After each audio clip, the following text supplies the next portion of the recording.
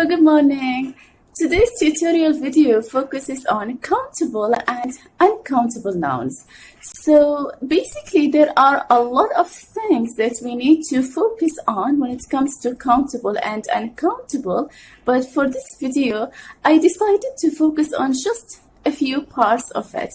So we will be focusing on much of, many of, like how to use them in sentences, how to ask questions, things like that. So in this case, let's start the lesson and not to keep you waiting. It's between how much and how many. We use how much to refer to uncountable nouns, and we use how many with countable nouns. So when it comes to countable and uncountable, countable comes from the word count, which means that something that you can count, you can tell how many have you got. Have you got 1, 2, 3, 4, and so on. But uncountable is related to things that you can't count. You can't tell how many have you got. So that is why with uncountable we use much, like how much, but with countable we use how many. And use how many to ask about number, like number of people, number of places, and things that we can count. But with how much, we use it to ask about things that we can't count, like for example, time. We can't count the time. We can't count liquids, like water, coffee, tea. We can't count them.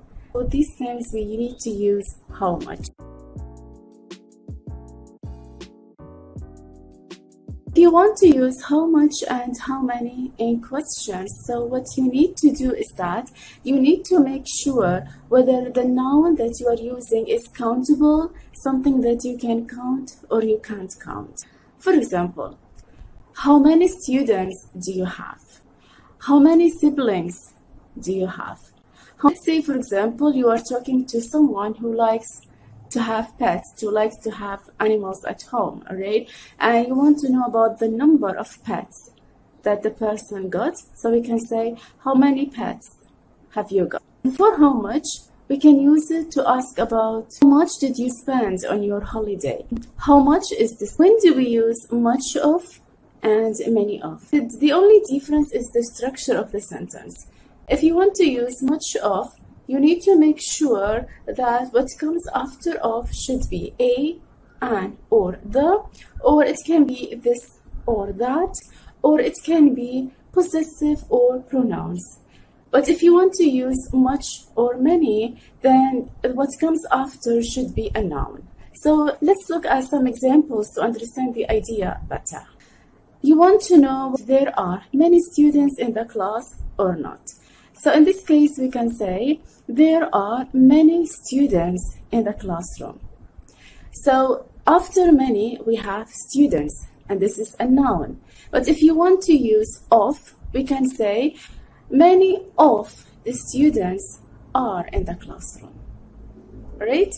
The same thing with much and much of. For example, let's say you have a project to finish, or maybe you have some homework to finish. So in this case, you can say, I have so much to do. But if you want to use much of, you can say, much of my homework is finished. I hope you get my point from today's tutorial video. Please give it a thumbs up and subscribe to the channel. Also click on the notification so that you will be among the first to receive a notification when the video is uploaded. So in this case, I wish you a happy day and I'll see you on the upcoming video. Bye.